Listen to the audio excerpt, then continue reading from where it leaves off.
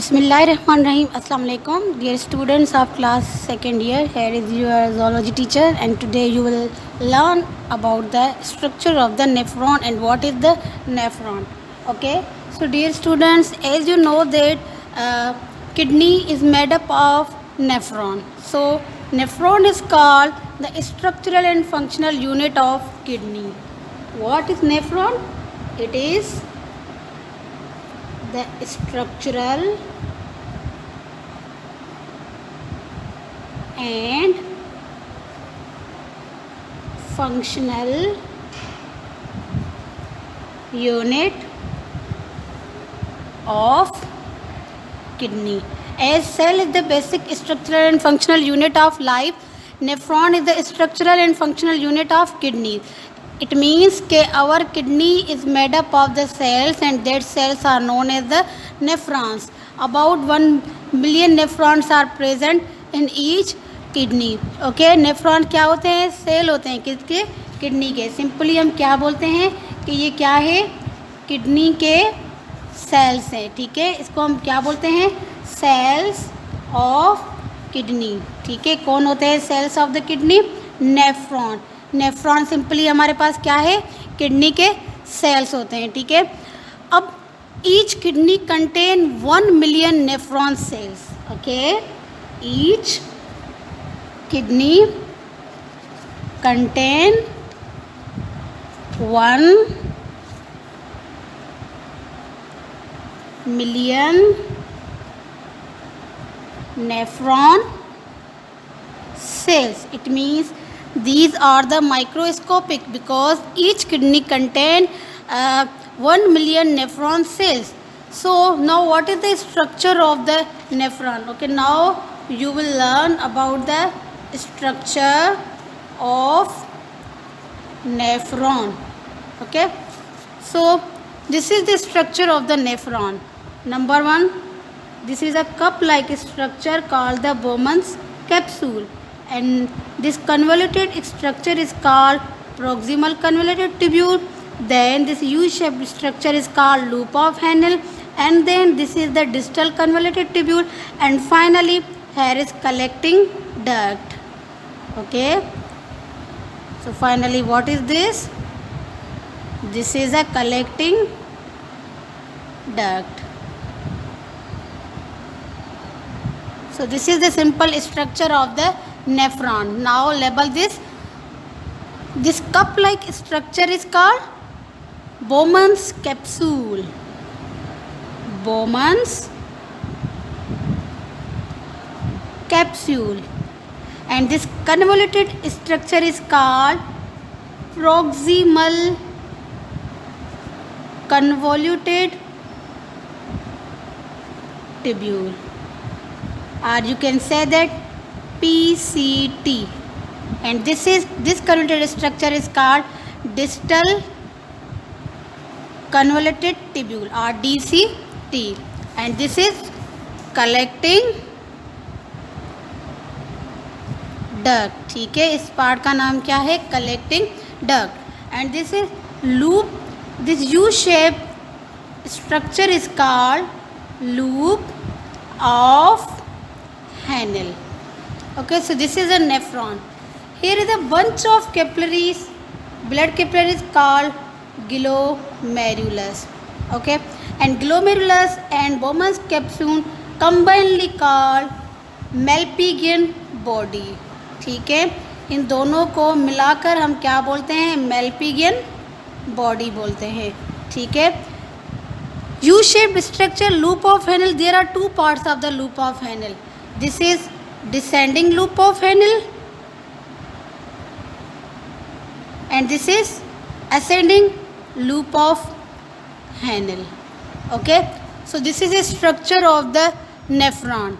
Okay, now what is the function of each part of the nephron, and what are the all these parts? ये सारे part जितने भी हैं nephron के, इनका फंक्शन क्या है? अब हम इनको क्या करेंगे? डिस्कस करेंगे. ठीक है, तो सबसे पहले यहाँ पे जो बंच ऑफ कैपिलरीज है उनको हम क्या बोलते हैं? ग्लोमेरुलस बोलते हैं. ठीक है, तो now what is the function of nephron? ठीक है। जिस तरह हमारे लंग्स के अंदर एल्व्यूलाई होते हैं जो एक्चुअल रेस्पिरेशन का काम करते हैं, वैसे ही नेफ्रॉन क्या करते हैं, नेफ्रॉन परफॉर्म करवाते हैं कौन सा function, function of osmoregulation and excretion. So nephrons perform function of osmoregulation and excretion। ठीक है, हमारी बॉडी के अंदर एक्सक्रिएशन और वाटर और साल्ट की जो मेंटेनेंस है, ये दोनों काम कौन करता है, नेफ्रॉन करता है। ठीक है, उसके बाद जो है कलेक्टिंग डक्ट का काम क्या होता है, this is a collecting duct. So what is the function of this collecting duct? Collecting duct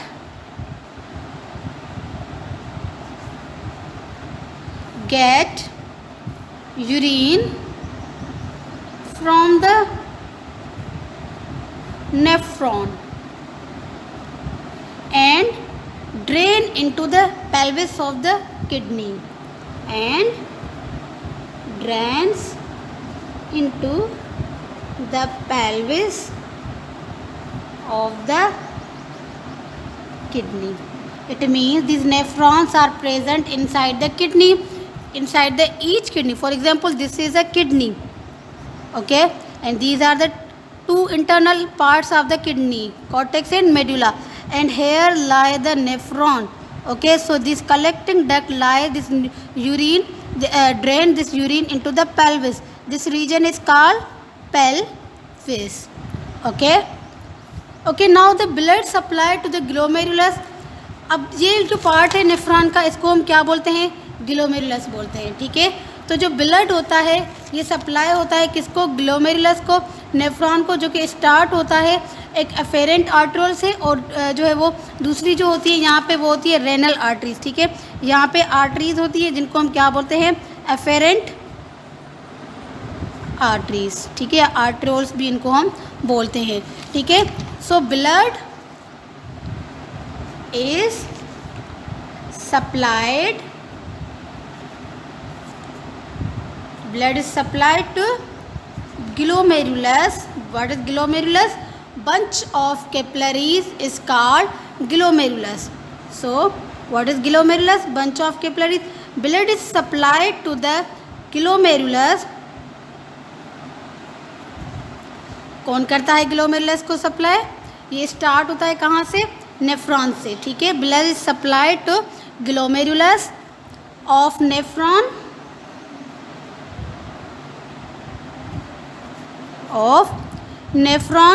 जो कि स्टार्ट होता है कहाँ से, start with afferent arterioles, start with afferent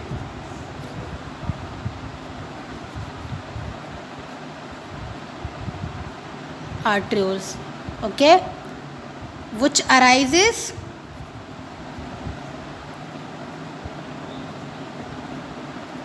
from renal arterioles। ठीक है, ये कहाँ से अराइज होती हैं, रेनल आर्ट्रियोल से अराइज होती हैं। आर्ट्रियोल्स क्या होती हैं, आर्टरीज जो है, अगर आर्ट्रियोल्स मिलकर एक आर्टरी बनाते हैं। ठीक है, यानी कि छोटी छोटी आर्ट्रियोल्स होती हैं जो कि जाकर मिक्स होकर क्या बनाती हैं, एक आर्टरी बनाती हैं।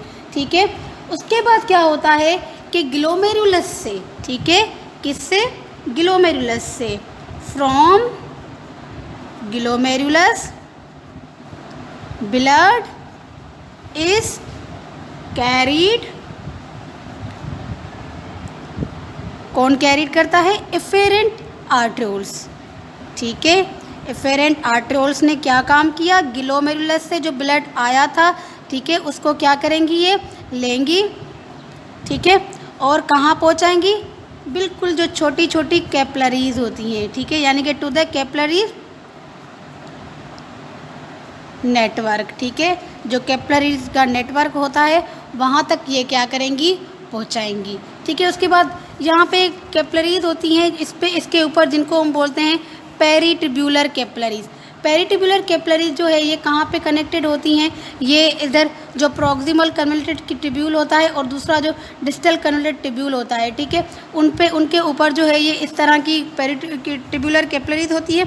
और उसके बाद जो है यहाँ पे वासा रेक्टा होता है जो कि रन करता है कहाँ पे, लूप ऑफ हेनिल पे, ठीक है। इसको हम क्या बोलते हैं, वासा रेक्टा बोलते हैं, जो कि रन कहाँ पे कर रहा है, लूप ऑफ द हेनिल पे।